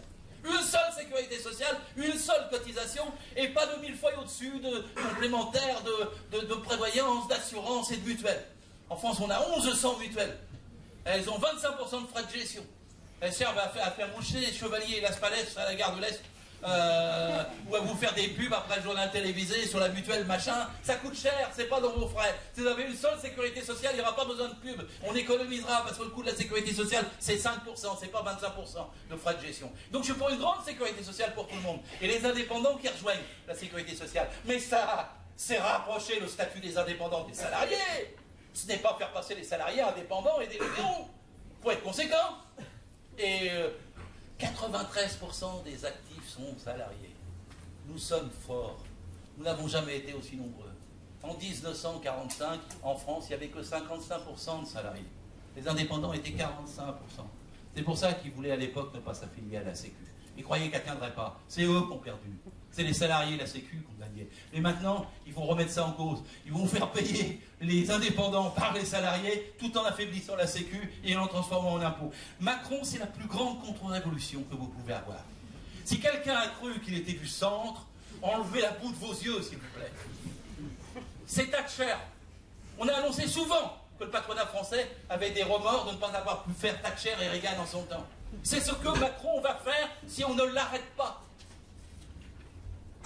C'est ça qui est en jeu. Le salariat, il est puissant, il est nombreux. C'est lui qui produit les richesses, ne reçoit pas la part qu'il mérite, mais c'est lui qui maintenant doit se défendre. Il y a une obligation d'action. C'est encore pire que la loi El Khomri. Ils ont raison de le dire, bien que les matrices et les continuums soient les mêmes. Et en l'occurrence, on doit revenir à un code du travail digne de ce nom, qui protège les salariés des exigences patronales et des exigences de compétitivité. Ce sont les salariés bien formés, bien traités, bien payés qui produisent le plus. Il nous faut des salariés bien formés, bien traités, bien payés. Il ne nous faut pas des flexibles, des précaires, des marginaux et des loueurs de bras. Il nous faut avancer dans la civilisation. Il faut qu'il y ait plus de droits pour les institutions représentatives du personnel. Il faut qu'il y ait plus de CHSCT, pas moins. Pénicaud, on a osé dire, oui, mais comme il n'y a que 4% de syndiqués dans les entreprises de moins de 50, bon, finalement, il n'y a pas besoin de syndicats. C'est l'inverse, il faut raisonner. Il faut dire, il n'y a que 4%, on va faire de l'éducation, on va faire des moyens pour que les gens puissent se faire déléguer syndical et pour qu'il y ait... Sans syndicat, nous ne sommes rien. Dans cette salle, je suis sûr de protéger les convaincus. Si vous avez le droit d'être ici quelque part, c'est grâce aux syndicats. Si vous avez des vacances, c'est grâce aux syndicats. Si vous avez encore un horaire, c'est grâce aux syndicats. Alors vous dites, il n'y a pas beaucoup de syndiqués. Oui, mais en France, il n'y en a jamais eu beaucoup, sauf quand ils étaient unis. 1935 et 1945, et encore la fête de 1945 à 1991. Quand il y a unité syndicale, les gens adhèrent. Quand il n'y a pas unité syndicale, ils adhèrent pas. Mais 80% des salariés votent pour les organisations syndicales aux élections professionnelles. C'est énorme. Un syndicat, il est élu avec un quorum. Un syndicaliste. Il faut 50% des salariés qui votent pour que le vote puisse avoir lieu au premier tour pour le syndicat. Vous vous rendez compte si on appliquait ça aux politiques? Il y a des politiques qui ont du mépris pour les syndicats qui s'appliquent son régime. Je serai élu quand j'aurai 50% des votes de la circonscription. Ils s'appliquent ça. Hein? Et l'organisation syndicale, quand elle est élue, elle représente les salariés. Mais le référendum qui va être accordé au patron, il est soumis à aucune condition, il n'y a aucun quorum. Le patron pourra l'organiser le samedi matin, à la FNAC, quand il y a moins de salariés, pour dire qu'il faut travailler le dimanche. Et il obtiendra un score qui sera de 30%, mais il dira ça y est, j'ai gagné. Il y a une majorité dans les 30% qui pourront ouvrir le dimanche parce qu'ils veulent la prime, que je vais d'ailleurs supprimer ensuite dans la négociation d'entreprise d'après. C'est comme ça que ça va se passer. Donc il faut revenir au droit, il faut revenir à la civilisation. Il faut revenir à l'esprit qui a fondé le Code du travail en 1906 et en 1910. Celui qui l'a amélioré en 1945, avec le programme du Conseil national de la résistance qui s'appelait les jours heureux. Il faut défendre la sécurité sociale qui est liée à notre travail et qui nous permet tant de protection. Vous savez, le budget de la sécurité sociale, même d'après leurs chiffres, il ne génère que 10% de la dette présumée du pays. 78,5% est généré par l'État. Quand ils vont avoir fusionné les deux budgets, vous verrez qu'est-ce qui va troquer. Vous verrez qu'est-ce qui va sauter. Vous aurez encore moins de monde dans les hôpitaux. Vous aurez encore moins de services de protection, vous aurez encore moins de retraite. Et quand vous aurez la retraite par points, parce que ça c'est le but final, il suffira d'une petite décision politique du Parlement. En disant cette année, ça va moins bien que l'année dernière, je baisse le point de 0,2%. Vous manifesterez pour défendre vos 0,2% sur le point, mais vous aurez encore moins de chances que la solidarité par répartition telle qu'elle existe aujourd'hui. Macron, c'est la contre-révolution. Il a écrit un livre qui s'appelle Révolution. C'est évidemment parce qu'il parle par antinomie. Ils disent c'est pour les petites entreprises, non c'est pour les grosses. Ils disent c'est pour les branches, non c'est contre les branches. Ils vous disent c'est pour embaucher, non c'est pour licencier. La somme le pire c'est que c'est comme les Big Brothers, c'est comme Orwell le décrivait. Ils vous mentent, ils vous mentent, ils vous mentent, ils vous mentent. Et il faut des meetings comme ça par centaines, par milliers, des manifestations pour battre TF1. Parce que sinon ça se terminera encore avec Oujadas qui vous dira, l'autre on ne sera plus lui, Anne-Sophie Lapix qui vous dira, le code du travail est plus court. Et on essaiera de vous faire croire que c'est dans votre intérêt, alors vous aurez perdu les possibilités de vous défendre, les possibilités de vous syndiquer, d'avoir des institutions représentatives du personnel, d'avoir moins d'accidents du travail. Sur quoi je termine, puisqu'il faut que je termine. Sur les accidents du travail. Moi, je me souviens d'un mon il avait 22 ans. C'était la dernière enquête que j'ai eu à faire comme inspecteur du travail. Il était ascensoriste. C'était au Crédit Lyonnais, au cœur de Paris. Ils l'ont fait réparer l'ascenseur à toute vitesse. Il fallait que ça soit une heure supplémentaire et il fallait que ce soit le vendredi soir. Ils l'ont mis avec un autre qui était moins formé. Mais il fallait les faire. L'ordre était là. Évidemment, ça s'est mal passé. L'ascenseur s'est remis en route. Et il a été écrasé de tout son corps et il est mort. J'ai encore sa femme en face de moi qui me disait, ce soir-là, on allait faire un orchestre. On jouait de la musique et je chantais. Et je me rappelle encore d'elle, c'est le dernier. J'ai fait 14 enquêtes d'accidents mortels dans ma carrière de 30 ans d'inspecteur du travail. Celle-ci me fait encore faire des cauchemars. Et quand j'entends Pénicaud et quand j'entends Macron, j'ai 71 berges. J'ai jamais été aussi révolté. Jamais été aussi indigné. Le recul qu'ils sont en train de nous faire, ils essaient de le masquer, de l'étouffer. Alors qu'il est immense. Et que c'est nos vies, nos droits, notre dignité et nos salaires, et notre temps de travail qui sont en jeu. Je vous invite à vous mobiliser. Je vous invite à aller le 12 septembre aux manifestations. Le 12 septembre, c'est l'unité. Il y a la FSU, la CGT, l'UNEF, Solidaire. Et maintenant, à nouveau, sans doute, Force ouvrière. Oui. Ne tirez jamais quand il y a des erreurs comme ça, trop vite. N'insultez jamais ceux qui se trompent à un moment. Prenez le temps de les convaincre. Parce que le vote dans Force ouvrière, j'ai cru comprendre qu'il était de 28 voix à 5 et qu'il était très net pour rejoindre le combat contre les ordonnances. La CGC, les cadres, qui ne sont pas un syndicat réputé pour être très révolutionnaire, ils sont aussi contre. Dans la CFDT, à nouveau, la branche métallurgie est contre. Il y a donc une possibilité d'une unité syndicale. Ils ont tout fait pour qu'elle soit divisée. Et on sait que dans la division, on ne gagne jamais. Mais l'unité est possible quand ça nous habite, quand ça rentre dans les têtes, quand on a envie, quand on comprend quel est le danger, quand on a envie d'y mettre un terme. Et pour ça, le 12 septembre semble la bonne première date. Et donc je vous invite à y participer, je vous invite à y faire venir le maximum, la jeunesse, tout ce que vous pouvez, et à faire une conférence comme ce soir, à les filmer. Mais il faut la refaire une fois, deux fois, trois fois. C'est un peu compliqué. C'est vrai, ça fait quand même 1,4 kg. Le code du travail, c'est pas toujours si facile et accessible. Mais en fait, il y a une seule chose. c'est le droit de ceux qui produisent des richesses, c'est-à-dire nous. Et il faut arrêter le droit de la finance, c'est-à-dire eux, ceux qui détiennent tout, ceux qui sapent, qui pompent, qui pillent et qui sabotent, qui font le chômage et qui font que notre société n'est pas aussi bien qu'elle pourrait l'être. Car la France n'a jamais été aussi riche. Sortez la crise de votre tête. Il y a l'argent, il y en a partout. Ils en prennent partout et ils nous le prennent à nous. Et la bataille des ordonnances, c'est la bataille pour qu'on garde une partie de ce qu'on produit et qu'ils ne nous prennent pas tout. Merci.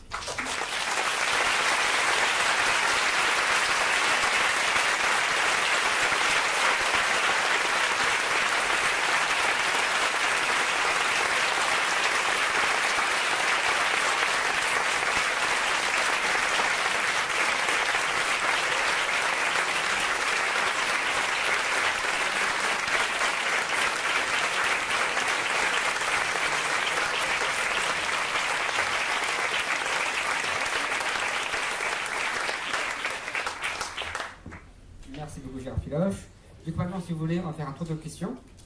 Benjamin a le micro, du coup, on prend plusieurs questions, et du coup, Gérard répondra à la fin. Voilà. Donc, levez la main, puis le micro ira vers vous.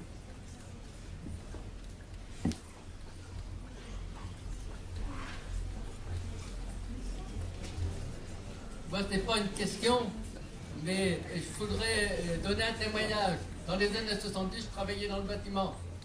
Et il se trouvait que j'étais dans une entreprise où j'étais tout seul syndiqué. Ah, tout seul.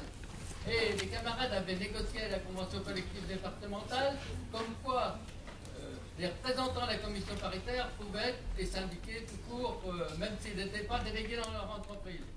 Et de fait, je vais à la première réunion de la commission paritaire. Mon ancien patron, qui était président de la commission paritaire départementale, disait ah, ben, je le connais, celui-là il a travaillé chez moi, c'est un bon ouvrier.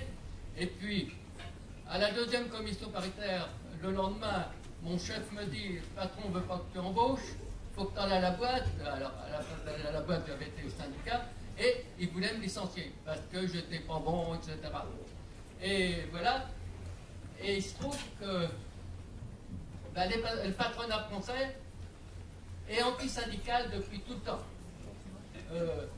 Parce que, qu'est-ce qu'il voulait, mon patron?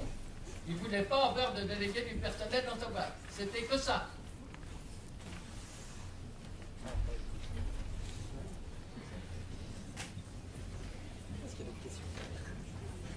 N'hésitez pas à lever la main, sur des questions. Dans le fond de la salle, il y en a une.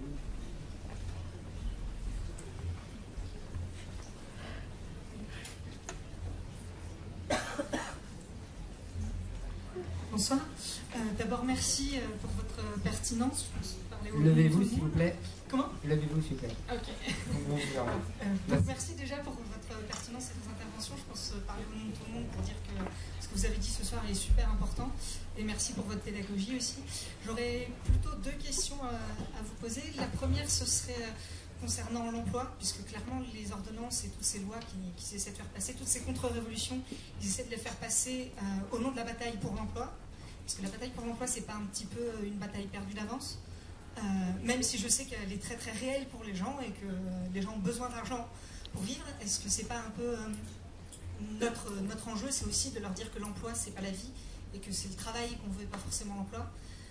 Et l'autre chose, c'est que même si, comme vous dites, les gens ne vont pas tant que ça au prud'homme, on les rencontre, les gens qui y croient, qui croient que les gens vont au prud'homme, que ce soit des petits patrons, etc. Comment on fait pour les convaincre que, parce que la pédagogie n'est pas toujours suffisante, pour les convaincre que les prud'hommes, c'est pas si souvent et c'est pas si dangereux. Merci.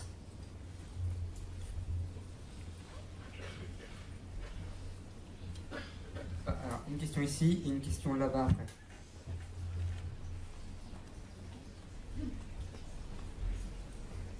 On va lever la main.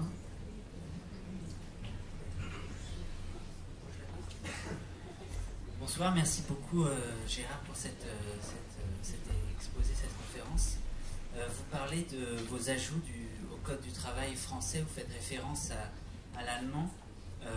Est-ce que plutôt que nous modeler sur ce qui existe, est-ce qu'on ne ferait pas mieux de nous battre pour des avancées sociales en dehors du champ de l'emploi tel que le revenu inconditionnel qu'il soit sous sa forme plus radicale telle que le réseau salarial présente, c'est-à-dire à 1500 € par mois sur une échelle de 1 à 4, revenu inconditionnel, c'est-à-dire qu'il n'y a pas à se vendre sur le marché du travail, donc on n'est plus des salariés tels que la définition que vous donnez, avec la définition que vous donnez. Et vu comme ça, quelle est votre position sur le revenu inconditionnel? À Nantes, il y a une antenne du mouvement français pour un revenu de base qui est active, et notamment François qui filme ce soir en fait partie. Quelle approche vous avez de ce mouvement et de cette conquête sociale qui en est peut-être pas une, parce que peut-être pour vous tout passe par l'emploi, le travail, et du coup la question... Alors, au passage, Attaque 44 organise en novembre un débat sur salaire à vie et revenu de base, souvent avec deux personnes différentes sur les mêmes sujets en fait. Et une personne par là.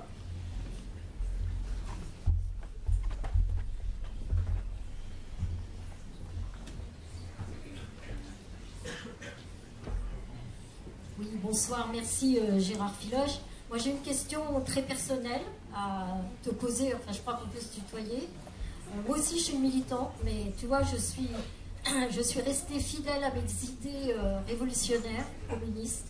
Je milite à Lutte ouvrière. Contrairement à toi, je voudrais te poser la question, pourquoi tu as quitté une organisation révolutionnaire qui combattait pour le communisme, pour renverser le capitalisme, changer la société, et pourquoi tu as adhéré au PS? Et je crois que tu es encore militant au Parti Socialiste.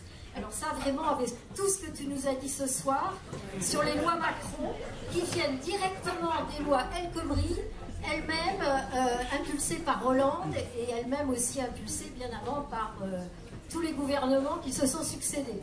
Alors voilà, ça c'est ma première question, parce que bon, tu nous as dit des choses très très justes, effectivement, il faudra se battre.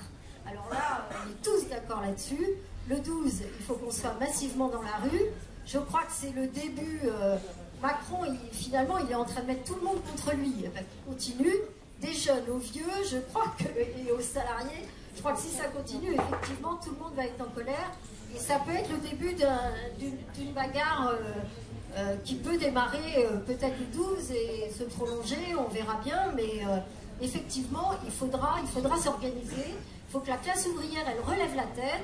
Il faut que les retraités, les jeunes, tous ceux qui sont en colère aujourd'hui, eh bien s'organisent. Et pour moi, l'organisation, elle ne peut être que finalement en combattant ce système. Parce que tu mets beaucoup l'accent sur le droit. Bien sûr, le droit du travail, le droit de... Tous les droits, on les a conquis de haute lutte. Et c'est pas seulement les syndicats, moi je dirais, c'est les luttes des travailleurs avec les syndicats, je suis d'accord. Des fois contre eux, comme en 68. N'oublions pas que ça a démarré par des jeunes et qui, au départ, n'ont pas eu l'assentiment du tout de la CGT. Enfin, on s'en souvient. Moi, je connais aussi l'histoire. Donc, voilà, il faudra... Le problème, il est là. Soit on essaye d'améliorer ce capitalisme, de le combattre, mais de penser qu'il a encore un avenir, qu'on peut l'améliorer, ou alors on pense qu'il n'a plus d'avenir, que c'est une société qui est à bout de souffle, qui nous prépare peut-être demain la Troisième Guerre mondiale avec tout ce qui se passe dans le monde. Et il faut se poser la question, par quoi le remplacer? Comment le faire fonctionner une autre société? Et je pense qu'aujourd'hui, on a les moyens, dans la société telle qu'elle est, de se passer des patrons, de se passer de gouvernement ou de dictature, et qu'effectivement, on pourrait se battre pour une autre société et renverser le capitalisme. Voilà, bon, c'est pas ce que tu nous dis, toi, il faut se battre pour des droits, les droits c'est très important, la loi, mais la loi elle n'est pas appliquée, la loi c'est la loi du plus fort, il faut créer des rapports de force, et j'espère que demain, effectivement, dans les combats contre Macron, contre toutes les saloperies qu'il a fait, eh bien, on pourra trouver les forces, s'organiser, se rassembler, parce qu'effectivement, on est chacun, les uns contre les autres, on nous fait croire que bon, il faut se battre boîte par boîte, etc. Donc il faudra des luttes d'ensemble, il faut les organiser et il faut surtout des perspectives, un programme. Et c'est pour ça moi que je me bats. Mais quand même, explique-nous pourquoi tu es encore militant au Parti Socialiste.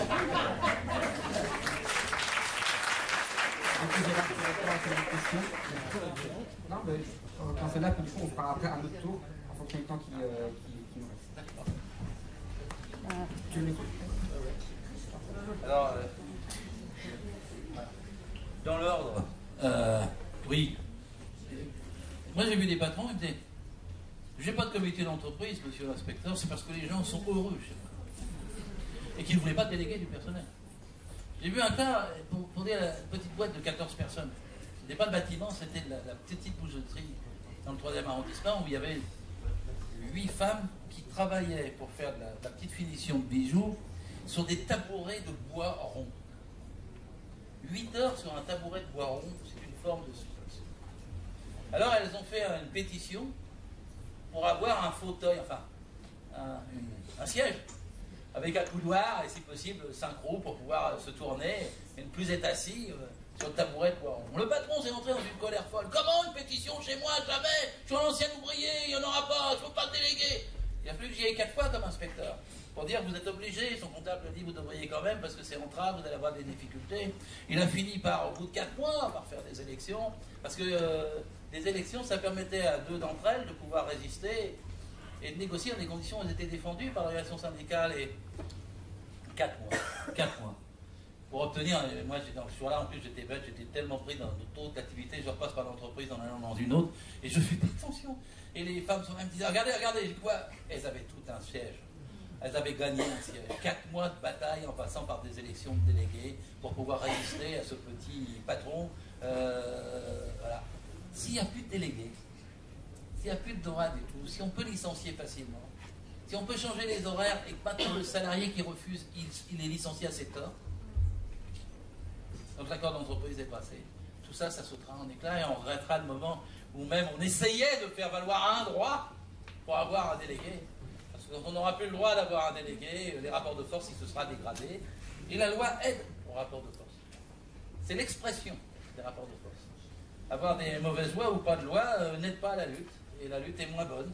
C'est une dialectique entre les deux. Et évidemment, les délégués du personnel, je les défends aujourd'hui parce que les défendre, c'est une façon de résister à l'offensive qui est faite contre nous, qui va les faire dégringoler dans toutes les entreprises ces droits-là. La deuxième question, c'était sur l'emploi. Alors, moi, quand je parle emploi, je ne parle pas forcément travail. D'ailleurs, la Constitution française, elle parle d'emploi. C'est d'avoir une fonction sociale. Et en échange de cette fonction sociale, d'avoir un salaire, quelque chose qui permet de vivre décemment. Enfin, c'est les termes exacts. Mais l'emploi, ça peut être artiste, ça peut être s'occuper d'une personne âgée, ou ça peut être effectivement être un chercheur dans un laboratoire. C'est du travail. Le travail indique déjà l'achat, la souffrance, l'exploitation.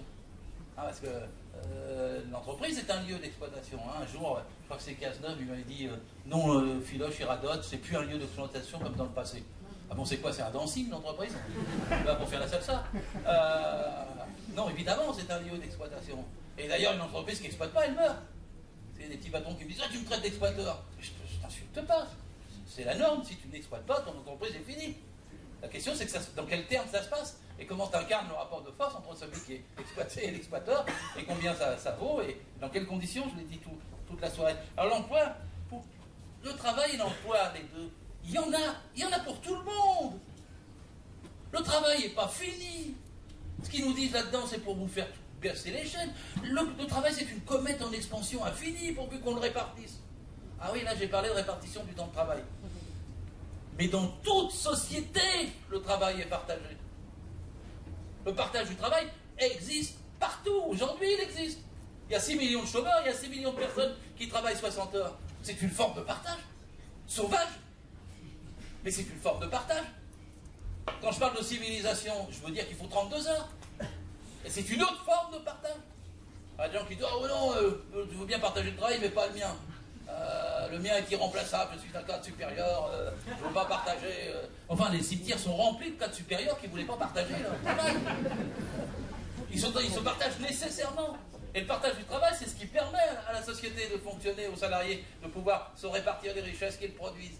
Et moi, quand je défends 32 heures, si nous avons 6 millions de chômeurs, c'est parce que nous sommes en retard dans la répartition du temps de travail. Parce qu'un jour, ça sera 28 heures, et un jour, 24 heures, et un jour moins. Alors, la phare de Jean de Marx, il disait 3 heures par jour pour toute l'humanité, et le soir, on ira au théâtre. Je dis que c'est ça la perspective. Et je pense plus à ça qu'à un revenu universel dégager des contraintes d'une activité, soit artistique, soit productrice, ce que vous voulez, mais qui est une activité qui insère la personne dans la société, dans un collectif d'ensemble, si possible socialisé. Et c'est pour ça que je défends le salaire pour tous. Si vous me demandez de quelle philosophie, je n'ai pas le temps de développer, invitez-moi un jour avec Bernard Friot. Il a l'habitude de dire que moi je fais le recto, lui il fait le verso quand on parle ensemble. Mais vous avez une forme d'organisation sociale sur le partage de l'emploi avec le minimum d'exploitation et qui permet à chacun de s'épanouir en ayant le salaire qui correspond au niveau de société qui peut exister, de développement qui est le sien. Et je répondrai plutôt ça sur la question du revenu universel. Le reste, je suis très sceptique, parce que si c'est pour me dire qu'on accepterait des gens qui ne travaillent pas, c'est-à-dire abonnant le chômage, etc., ça c'est ce que veut Attali. Un nombre de salariés extrêmement restreint, il dit à la fin, seule l'élite sera salariée. Et les autres auront le droit de promener les chiens du salarié. Ils passeront une fois le matin, une fois le midi, une fois l'après-midi pour promener le chien. Ils auront une petite aumône, mais ils ne seront pas salariés, ils auront un emploi. Moi, je ne suis pas pour cette société-là. Je suis pour une société où tout le monde ait le même statut. Et là, c'est au statut que s'attaque Macron. Il l'a dit, je suis pour une société sans statut. Il y a des gens libertaires qui disent c'est très bien. C'est pas du tout ça qu'il entend. Sans statut, sans règles. C'est les libertariens. C'est une secte américaine. C'est la droite du parti républicain. C'est ceux qui font l'entreprise DS. Et seule l'entreprise régit la vie, aucune autre règle. Ils paraissent comme ça, mais c'était très redoutable de ne pas avoir de statut. Je le dis parce qu'aujourd'hui on se mobilise pour défendre le statut du salarié dans le droit privé avec le code du travail. Mais il y a des fonctionnaires dans la salle, si vous croyez que vous n'êtes pas concernés, enlevez aussi la boue des yeux, hein, parce que c'est votre tour aussitôt après. Le statut de la fonction publique, il va sauter de la même façon, ils font toujours ça en 2 étapes, c'est comme pour les retraites. Une fois le privé, une fois le public. Et après ils alignent le public, regardez, on l'a fait dans le privé, pourquoi pas vous, vous êtes des privilégiés. Et donc le statut de la fonction publique sautera de la même façon que le statut. Moi je suis pour une société avec des statuts, je suis pour des lois, je suis pour qu'elles expriment les rapports de force, je suis pour un partage, je suis un partageux. Je suis pour le partage du travail, je suis pour que les salaires augmentent et que les dividendes baissent. En gros, c'est mon programme immédiat pour arriver à la révolution socialiste que je défends toujours. Je suis un socialiste très original, mais je défends la révolution socialiste, bien sûr.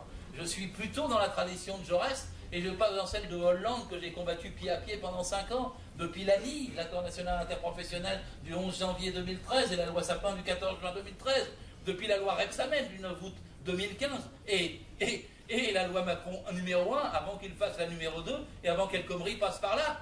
Parce que là, tout ça, c'est ce que nous ne voulons pas. Ça n'a rien à voir avec le socialisme. Ça n'a rien à voir avec les promesses faites. Ça n'a rien à voir avec la gauche. La gauche, c'est le salariat. La gauche, c'est nous.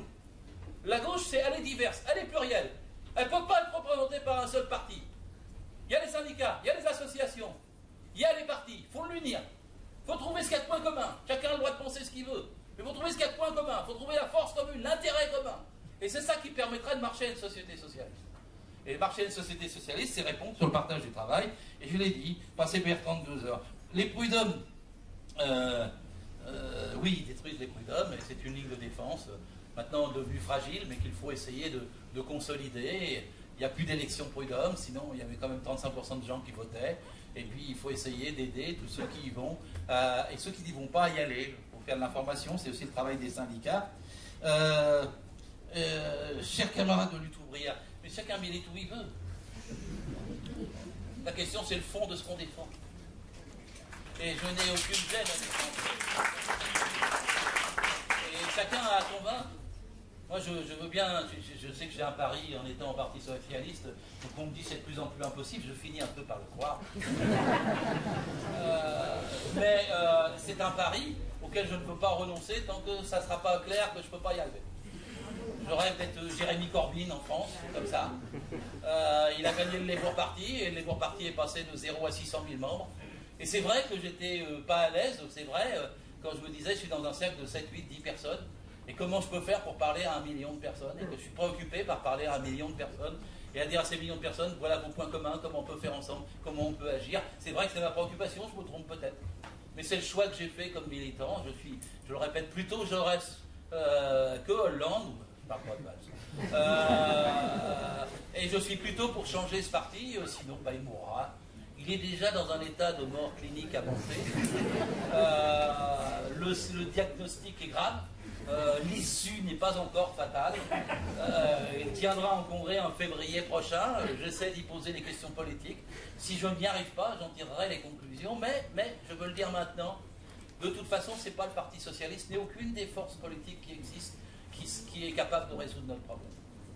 La seule chose qui peut résoudre notre problème, c'est l'unité de la gauche. C'est l'addition de toutes les forces. Nous avons aujourd'hui en France quelque chose comme 21 partis de gauche. Je vous compte, hein. Le NPA, je sais que le POI il s'est divisé entre POI et POID, je connais toute l'histoire, tous les détails, les prénoms de chaque dirigeant et leurs enfants. Mais je dis, c'est pas avec ça qu'on peut y arriver. Sans unifier, je propose qu'il y ait un collectif national de toutes les forces de gauche, au niveau parisien pour la nation, et dans toutes les villes de France, qui ait 2 représentants par sensibilité, et qu'ils apprennent à travailler tous les 15 jours ensemble sur ce qui les unit et ce qu'ils peuvent faire en commun de max. Je propose de marcher ainsi pendant 1 an, 2 ans, 3 ans, 4 ans, jusqu'à ce que la gauche unie et la dynamique puissent l'emporter sur la division. Parce que je vous dis quelque chose, si nous n'avons pas cette unité, nous ne gagnerons pas. Rien de grand ne s'est fait sans unité. Et rien de grand ne se fera sans unité, sans rassembler. Le salariat, c'est maintenant combien? 24 millions de personnes actives et 6 millions de non-occupés. Pour gagner, il faut avoir la majorité de ces 30 millions. Et pour gagner la majorité de ces 30 millions, il faut prendre des précautions, il faut aller voir chaque organisation, chaque sensibilité. Il n'y en a pas une qui peut s'imposer aux autres en disant « c'est moi qui commence !» Non! Tout le monde ensemble doit travailler collectivement et doit apprendre qu'est-ce que sont les points, les éléments de programme, et sur quoi on peut se battre, et sur quoi on peut gagner, et sur quoi on va perdre. C'est valable dans les luttes, et moi je donne la priorité aux luttes. C'est valable aussi dans les élections. Vous imaginez, on n'en a pas l'année prochaine, tant mieux. Mais je vous le dis tout de suite, en 2019, vous aurez des européennes, en 2020, vous aurez des municipales. Si vous avez 5 clics de gauche, vous perdrez ce qui vous reste de code du travail. On ne gagnera aucune municipalité, on ne gagnera aucune élection, s'il n'y a pas unité. Et donc cette unité, elle implique d'apprendre à travailler en commun. Et moi, quand Lutte ouvrière à Paris est bien dans une réunion unitaire, je m'en réjouis. Quand c'est le NPA également, je participe, je prends mon temps pour qu'on essaie de prendre des initiatives, des colloques, des réunions, des meetings. Il y en aura dans toute la France. Et quand c'est Attaque, quand c'est Copernic, tout ce qu'on peut additionner comme force intelligente. Et il y en a chez nous. Il y en a des créatrices. Nous sommes un des pays les plus politisés au monde. Nous sommes dans un pays où les gens ont besoin de faire quelque chose. La seule chose qui fait qu'on n'a pas gagné, je le dis moi tranquillement aux dernières élections, c'est qu'il n'y avait pas l'unité de la gauche. S'il y avait un accord à Mont-Mélenchon, nous serions au pouvoir. Et nous n'aurions pas Macron. S'il y avait un accord de la gauche, nous serions à 31% au premier tour. Et nous n'aurions pas subi ce que nous avons subi. L'autre, il a fait un putsch d'un homme de cabinet. Il est passé entre les gouttes, il n'était rien. Comment a-t-il pu arriver au niveau où il est et nous faire tant de mal? C'est aussi un peu de notre faute. C'est aussi un peu de notre faute. Moi, je dis, Macron, c'était pas le centre, c'est incompatible. On ne peut pas être à gauche et pour Macron. On ne peut pas être socialiste et pour Macron. On ne peut pas être de gauche et ne pas combattre Macron. Cette politique-là est la politique du grand capital, comme on disait dans le temps. La politique de la finance concentrée. La politique la plus brutale. Et j'ai essayé d'expliquer tout à l'heure en quoi il allait la faire. Alors, que les luttes, je vais dire un mot quand même parce que je me permets. C'est vrai qu'on a fait 14 manifs contre la loi El Khomri l'année dernière. Il y a 3,5 millions de personnes qui ont participé au moins une fois. Beaucoup. On avait 80% de l'opinion. Aujourd'hui, il y a 58% contre les ordonnances. Ça va monter aussi. On aura l'opinion pour nous. Ça se sent, y compris cette salle. Et donc, on peut effectivement avoir une majorité. Mais les gens vont hésiter à faire 14 manifs. Puisqu'on les a fait et qu'on n'a pas gagné. On avait tout pratiquement, on n'a pas gagné. Ça, c'est un des crimes de Hollande. C'est de ne pas avoir entendu la pression qui était si forte. Alors, qu'est-ce qui peut se passer? Tu m'as parlé de mai 68. C'est là que j'avoue mes faiblesses. Moi, je pense qu'il y aura un nouveau mai 68 un jour. Je pense que quand on ne peut pas gagner dans la rue, on gagne dans les entreprises. J'ai fait des meetings comme tout le monde l'année dernière avec Nuit debout. Mais occuper les places, ils s'en foutent, les patrons. C'est quand on occupe leurs entreprises, là, ils commencent à craquer parce que c'est le pognon. Et quand les entreprises sont occupées comme en juin 36 ou en mai 68, alors à ce moment-là, ils négocient. Ils négocient ce coup-là, ils savent ce que c'est dans ce cas-là, la négociation, et on peut gagner. Et le défi qui nous est lancé maintenant par la violence des ordonnances Macron, au mouvement social que nous sommes, qui est qui est spontanément fort, qui est très important. Enfin, fort en France, il y a 400 millions à gauche qui font de la politique sur 46 millions d'électeurs. C'est pas mal. Le problème, c'est quand il y a une élection présidentielle, vous avez des millions de gens qui ne connaissent rien, c'est pas leur faute. Ils ont été trompés, il y a Pujadas qui leur parlait tous les soirs, il vient d'être remplacé. Il faut le travail, il faut que les 4-5 millions entraînent, convainquent. Et c'est des moments donnés comme ça où vous savez que là, t'as raison, hein. Le mai 68 n'est pas commencé sur ordre des syndicats. Moi, j'étais à Rouen à l'époque, j'ai étudié, mais je l'ai vécu. Si je milite encore 50 ans après, c'est grâce à mai 68. Mais je l'ai vécu, je sais bien, dans toute la vallée de la Basse-Seine, entre Rouen et Le Havre, toutes les entreprises, en moins de 4 jours, ont été occupées avec des piquets de grève, y compris dans les entreprises où il n'y a aucun syndicat. Le secrétaire d'union départementale de l'époque, j'ai étudié son carnet de bord, il n'y avait pas de portable. Il notait, il disait Dubigeon, Notre-Dame de Gravilliers, il notait tout. Il disait, mais là, on n'avait pas de syndiqué. Mais là, j'y suis passé la semaine dernière, le syndiqué m'a dit qu'on ne pouvait rien faire, que les gens ne bougeaient pas. Oh, mais là, on ne pensait pas. Et tout, c'est parti comme une traînée de poudre. Et moi, j'ai vécu, j'avais ma berge, évidemment. On me disait, il n'y aura jamais de juin 36. C'est fini, les choses sont embourgeoisées. C'est le PMU, c'est le tiercé, c'est la bagnole, c'est le crédit, ça n'arrivera plus. Et j'avais 20 ans, on me disait ça, je ne croyais pas. Je disais, vous verrez, vous verrez, vous verrez. J'en ai 70 et je dis pareil, vous verrez, vous verrez, vous verrez.